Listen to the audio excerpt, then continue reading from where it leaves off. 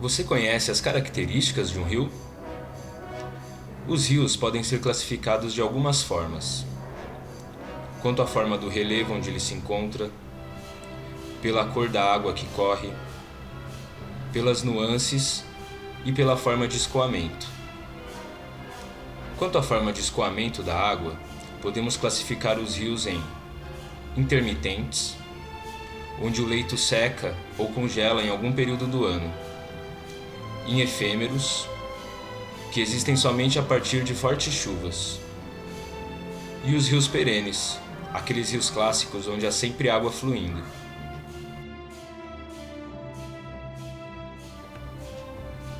Quanto aos rios perenes, Vanotti e seus colaboradores desenvolveram o conceito de contínuo fluvial, ou conceito do rio contínuo. Esse conceito nos diz que a distribuição de espécies acompanha gradientes abióticos ao longo do rio, diferenciando padrões tróficos ao longo do gradiente longitudinal e o modo como a matéria orgânica é produzida e processada.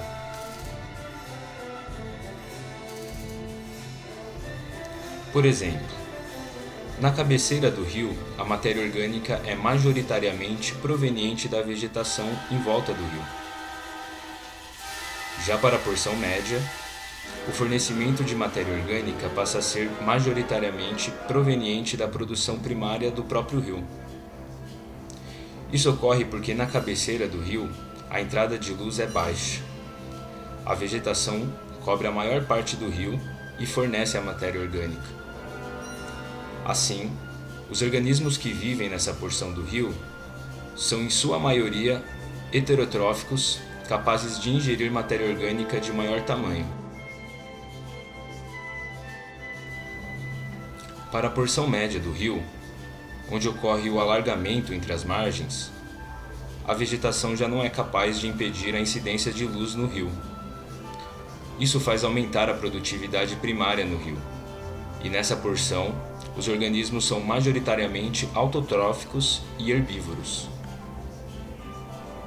Na porção final do rio, próximo à foz, a turbidez da água limita a produção primária, fazendo com que a matéria orgânica volte a ser majoritariamente alóctone.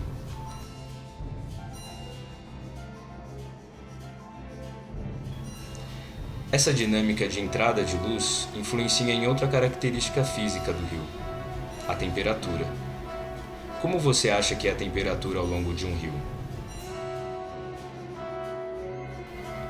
A temperatura de um rio aumenta se seguirmos da cabeceira em direção à foz, justamente por conta da maior entrada de luz. Mas será que isso é verdade mesmo? Nós fomos investigar.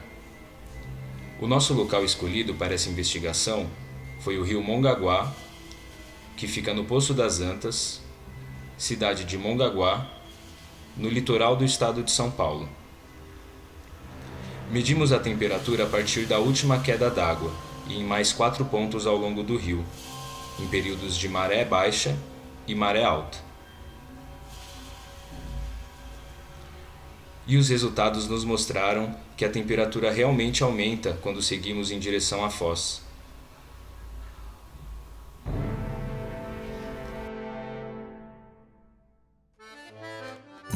A temperatura é um fator importante para os organismos que habitam o rio. Vanotti e seus colaboradores dizem que o pulso de temperatura ao longo do dia é importante para regular os processos ecológicos. Assim, com a variação da temperatura ao longo do dia, os organismos passam por temperaturas subótimas e ótimas, quando o seu metabolismo funciona da melhor maneira. Essa variável pode influenciar em processos de crescimento e de reprodução desses organismos.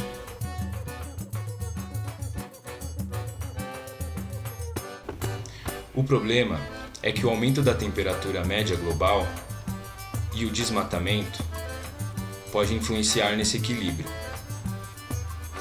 Durante a nossa investigação no rio Mongaguá, percebemos algumas atividades antrópicas nas margens, como moradia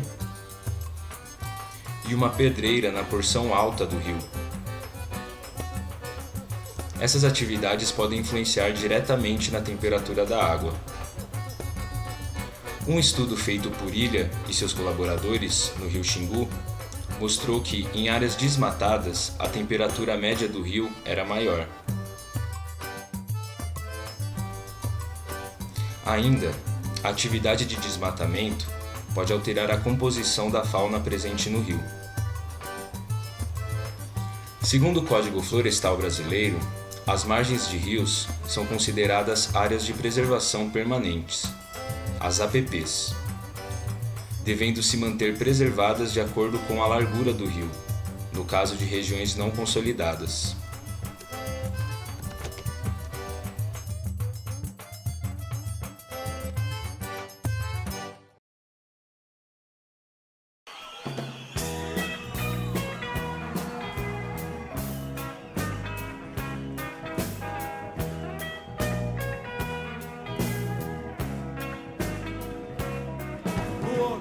Já desfaz a natureza, tira a gente, põe represa, diz que tudo vai mudar.